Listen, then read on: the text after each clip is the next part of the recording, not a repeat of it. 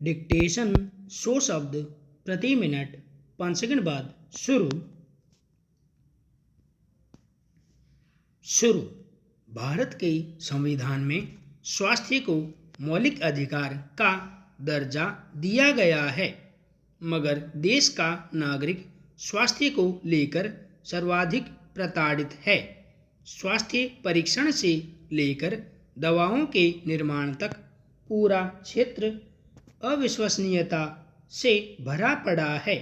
एक सर्वेक्षण के अनुसार अनायास आय, स्वास्थ्य और दवाओं के खर्चों के कारण देश के 3 करोड़ लोग प्रति वर्ष गरीबी रेखा के नीचे चले जाते हैं। देश के आम नागरिक के आर्थिक और सामाजिक हितों की रक्षा के लिए आज पूरा चिकित्सा तंत्र एक बड़े परिवर्तन की मांग कर रहा है। चिकित्सा शिक्षा में प्रवेश का द्वार ही पैसे की प्राथमिकता से खुलता है। समय समय पर चिकित्सा शिक्षा में प्रवेश को लेकर अनियमितताओं की शिकायतें मिलती रही हैं। मध्य प्रदेश में चर्चित व्यापम घोटाले के बाद लगा था कि आने वाले समय में देश का चिकित्सा क्षेत्र साफ सुथरा हो सकेगा, मगर इसी राज्य से एक बार फिर नर्सिंग घोटाले की गूंज सुनाई दे रही है। महंगी शिक्षा और निजी चिकित्सा शिक्षा संस्थानों की अनैतिक वसूली के चक्रव्यूह से निकलकर चिकित्सा पेशा अपनाने वालों से समाज सेवा की उम्मीद बेमानी है। भारत में मरीज परीक्षण शुल्क का कहीं कोई पैमाना नहीं है। पहली बार शुल्क अदा करने के बाद मरीज कितने समय तक निःशुल्क परामर्श ले सकता है, इसका निर्धारण भी इस सेवा क्षेत्र में नहीं है। देश में अधिकतर चिकित्सक दूसरे दिन से ही मरीज से फिर परामर्श शुल्क की मांग करने लगते हैं। पैथोलॉजी जांचों में सरकारी स्तर पर दर निर्धारण का अधिकार जिला स्वास्थ्य अधिकारी को होता है, मगर देश के अधिकांश जिलों में वर्षों से नई दरें लागू नहीं हुई हैं। जिले के चिकित्साधिकारी भी इस कर्तव्य को भूल चुके हैं।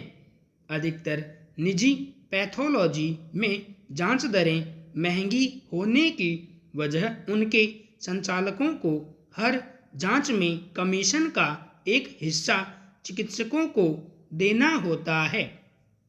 दूसरी तरफ देश में दवाओं के निर्माण से लेकर उनके विक्रय तक पूरा उद्योग विसंगतियों से भरा पड़ा है। दवाओं की गुणवत्ता परखने वाली त्वरित प्रयोगशालाओं की कमी है। देश की जनसंख्या, दवाओं के निर्माण और खपत के आधार पर इनके विस्तार पर सरकार ने ध्यान ही नहीं दिया है।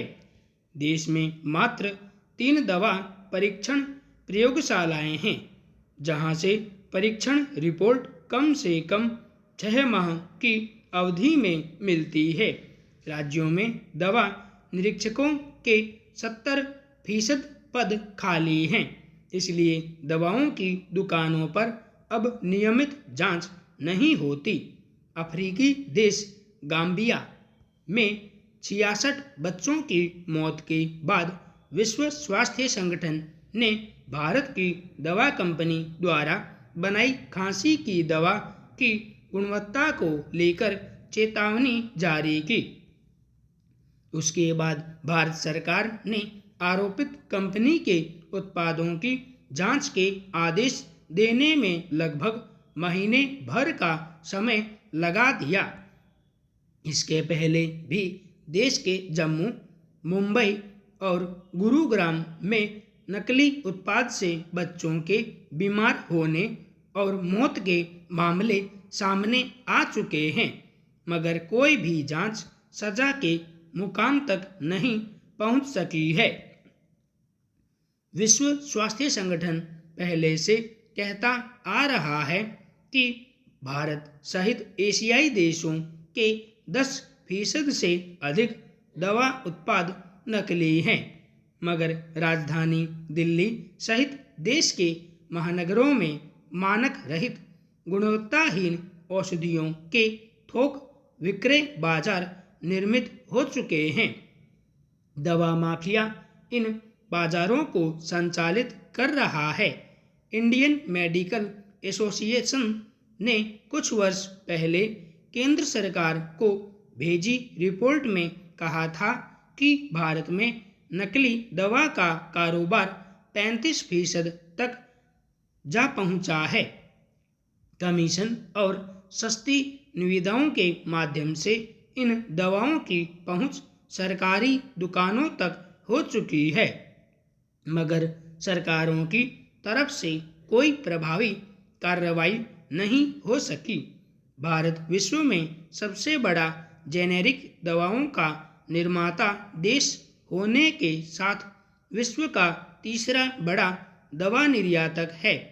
गुणवत्ता नियंत्रण न होने से देश की व्यापारिक छवि खराब होती है। इनमें भी 15 से 30% दवाएं इसलिए मानक रहित हैं कि उनका कच्चा माल चीन जैसे देशों से आयातित घटिया दर्जे का उत्पाद है, जिसे यूरोप सहित विश्व के अनेक देशों ने प्रतिबंधित किया है। मगर सस्ता होने के कारण भारत की छोटी दवा निर्माता कंपनियां इनका धड़ल्ले से इस्तेमाल करती हैं। भारत में इस सेवा क्षेत्र की तीसरी बड़ी खामी दवाओं के मूल्य नियंत्रण की है। सरकार ने नामी दवा कंपनियों को उनकी अनुसंधान लागत के आधार पर कीमत तय करने की आज़ादी दी है। देश में एक ही फार्मूले पर आधारित अलग अलग कंपनियों के दवा मूल्यों में जमीन आसमान का अंतर है। अनुसंधान खर्चों में बढ़ोतरी दिखाकर हर 6 माह में दवाओं के मूल्य में वृद्धि कर दी जाती है। सरकार कुछ जीवन रक्षक दवाओं पर मूल्य नियंत्रण की बात करती जरूर है, लेकिन ऐसी दवाओं की संख्या देश में बिकने वाली दवाओं का 5% भी नहीं है। जेनेरिक दवाओं के उत्पादन की अनुमति सस्ती दवाओं की उपलब्धता के मकसद से दी गई थी, मगर इन दवाओं पर अंकित अधिकतम खुदरा मूल्य ब्रांडेड दवाओं के मूल्य से मामूली कम अंकित किया जाता है। यह विक्रेता पर निर्भर करता है कि वह अपनी बिक्री बढ़ाने के लिए कितनी अधिक छूट ग्राहक को देता है। सन 2008 में केंद्र सरकार की पहल पर कम कीमत पर ग्राहकों को दवा उपलब्ध कराने के लिए देश में जन औषधि केंद्र खोले गए, लेकिन इन केंद्रों पर दवाओं की पर्याप्त उपलब्धता आज तक नहीं हो सकी है। भारतीय चिकित्सा परिषद ने डॉक्टरों से ब्रांडेड दवाओं के साथ उसके समकक्ष जेनेरिक दवाएं लिखना अनिवार्य किया है, मगर 5% चिकित्सकों ने भी इसकी अनुपालना को आवश्यक नहीं समझा है। इस संहिता को अनिवार्य करने हेतु देश का कानून मंत्रालय वर्षों से समीक्षा ही कर रहा है। सन 2014 से यूरोपीय देशों में जेनेरिक दवाओं के प्रचलन में 24% की वृद्धि देखी गई है। महंगाई के बाद अमेरिका और ऑस्ट्रेलिया जैसे देशों में जेनेरिक दवाओं के उपयोग में तेज वृद्धि हुई है, मगर भारत में साजिश के तहत इसकी बिक्री को चिकित्सकों द्वारा हतोत्साहित किया जा रहा है। अधिकांश दवा कंपनियां चिकित्सकों को दवा लिखने के लिए महंगे तोहफे देती हैं, जबकि भारतीय कानून में यह अपराध है। इन दवाओं का जेब के साथ आदमी की सेहत पर भी दुष्प्रभाव पड़ता है। संपूर्ण विराम।